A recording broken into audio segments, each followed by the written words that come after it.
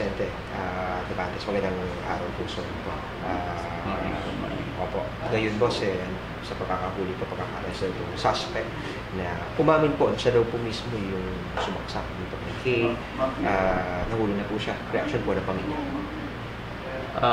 Sa panig po ng pamilya, siyempre natutuwa, masaya sa development na ganito.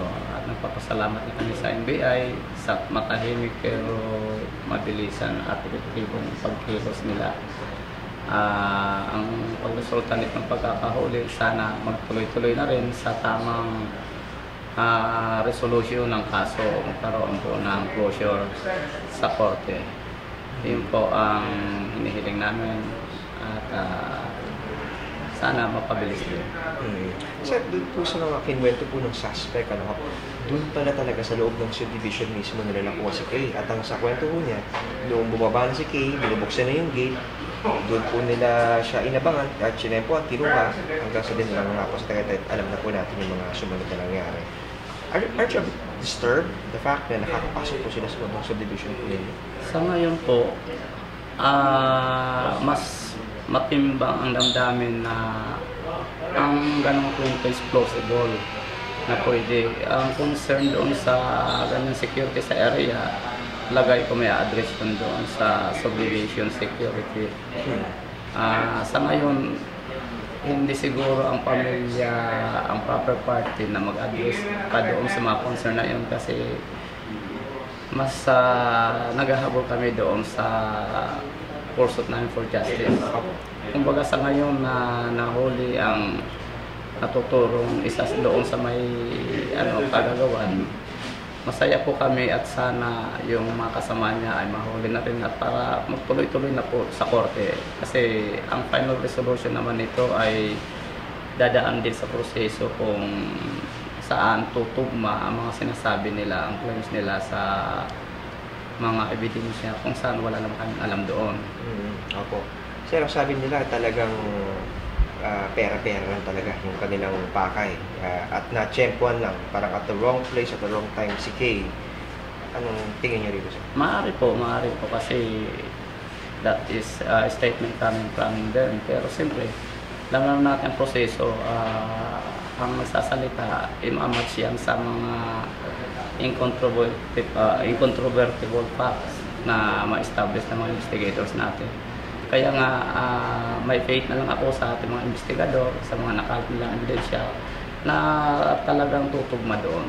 Opo. Ano pong reaction ng magulang po ni Kay nung mabalita? Masaya. Can you describe so paano yung palitan niyo po ng usapan kagabi? Yun na nga, ang unang tawag niya sa akin kagabi kasi nagkakagulo naman yung mga text sa tawag, sabi ako, manood ako ng bandila, manood, doon, gano'n, mga news ba? Kasi natutulog na ako. Ang excitement niya, ayun na doon. Pero siyempre, balita yun. Walang alam sa background, di naman kami update sa mga ganyan. In fact, nakukuha ko lang yun sa media din. Pag tinatanong ako, pinapa-comment. Wala talaga kayo masabi. Tinatanong ako, ano ba yun? Sabi ko, hindi ko rin alam kung ano ang development. So, wala.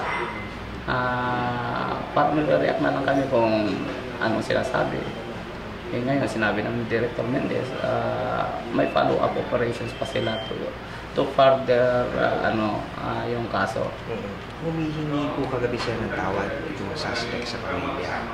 Sana daw ay maunawaan yung kanyang kalagayan dahil nangangailangan lang daw talaga siya ng pera at nagsabi siya na handa siya makipagtulungan para po mahuli at madiin yung kanyang mga kasama. Paano po ito tinatanggap ng pamilya? Sa bagay na yan, hindi ako pwede magsalita sa buong pamilya. I can only speak for myself. Ako galit ako talaga. Nilagaan namin yung bata. Ang tawad, darating din naman yan. Pero hindi ganun kasimple. Katapos ka ma-damage, mawalan ka ng mahal sa buhay, tatapitin ka na lang ng sorry. Kaya nang in-offer ni Director Mendez kung gusto kong kausapin, ayaw ko. Kasi di ko alam paano dahil sa sarili ko. Kaya ayaw ko ano ang dating sa iba kong kamag-anak, sa kapatid ko, sa nanay niya, ang ganong pakiusap. Kasi bilang tao, aminin natin, hindi ganun kadali kalimutan ang ginawa. Nandun pa rin po yung sakit sa Grabe pa.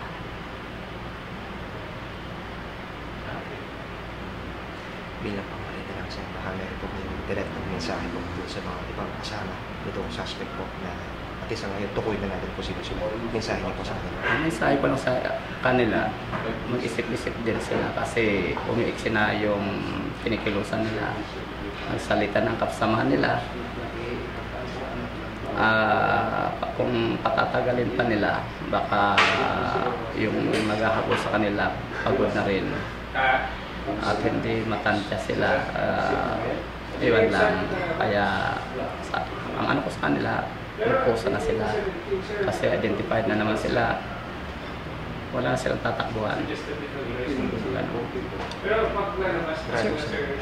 Sir, will Kay's parents be visiting anytime soon? Yung parents po mismo ni Kay, si Sir Peggy po, tsaka si...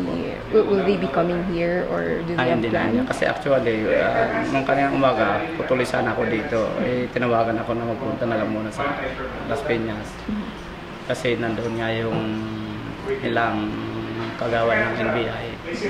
Doon nag-usap-usap kami. Kasi sabi niya, ako na lang magpunta dito. Total, aalamin lang naman namin. Ang talaga ang katotohanan dito sa pagkakahuli ng ang suspect. Sir, nabanggit niyo po the NBA visited your Las Piñas home po. What was the mood like po in the family? What's the mood like now po in the family? Nag-ahalo yung nagtataka. Ano ba yung development? Totoo ba ito? Mag-ano ba yung case? Yung mga ganong senaryo. Po-prosper ba? Ano ba? So, but then, mas malaki pa rin ang saya kasi nandun pa rin naman ang faith natin sa law enforcement. Itong development kasi, isipin mo 14 days lang. Napakalaking bagay.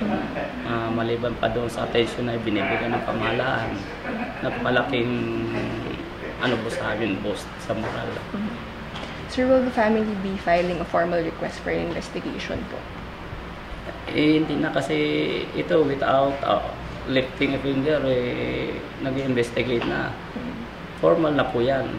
Kasi sila din naman mga authorities ang mag-iimbestiga kung magpo-formal request tayo. Hindi na kailangan. Sir, yung huling mahabol lang po. Doon sa mga nagsasabi na maaaring yung ibang sumisilip ng angulo na baka pinapatay po si Kay, na maaaring inupahan yung ilang mga tao. Kayo ba kumbaga parang wala na kayong duda doon sa version ng suspect natin ngayon? Hindi sa naduda ang termino doon. Kung naniniwala ako doon o hindi, ang sagot ko doon, ihayaan ko na lang sa ang spekulasyon na yan sa publiko. Kasi kami bilang biktima, doon pa rin kami sasandal sa konkreto na basihan ng mga nag-iimbestiga. Kasi sila nakakaalam, silang tumututok doon. Basta sa ngayon, masaya kami. Masaya. Kuha na. O hindi pa rin totally masaya. Siyempre, kasi sabi ko nga kanina, this is only half of the struggle. Kaya ang ito sa korte kung saan i-scrutinize lahat na ebidensya na may representa pointing those people. So, ang prosecution office siguro ang makapag-determine at saka yung korte kung gaano katatag ang kaso o yung pagtuturo na sila na nga. Wala po sa aming side sa victim kasi kami parang mag-aantay lang kami ng resulta doon ng justisya. So, pinakahuling hilit na lang po ito. Sa kwento po kasi nung suspect, si Kay daw po nakababa na ng sasakyan, pabukas na ng gate nung kinuha nila. Pwede nga na yung senaryo kasi imagine, madaling araw yun, walang tao. Kung madami sila o may nanggulat, pwede mangyari yun. Hindi nakasigaw ang bata. Pwede yun. Pero but then again, hayaan natin ang proseso kasi may follow-up operations pa naman ang mga otoridad. So tingnan natin ang mga madidiscover pa ng mga evidence, masasabi naman nung sinasabi mga kasama. Tingnan natin. When she was that close sa bahay po nila, wala talaga nakapansin sa pamilya. Tulog po sila ng mga panahon. So far, ganun ang dating. na balita, wala. Sir, masyado na salamat po ulit Sige sa po, inyong panahon. salamat din po. At nakikiramay po muli kami sa Salamat inyong po. pamilya. Salamat po, sir. Sir,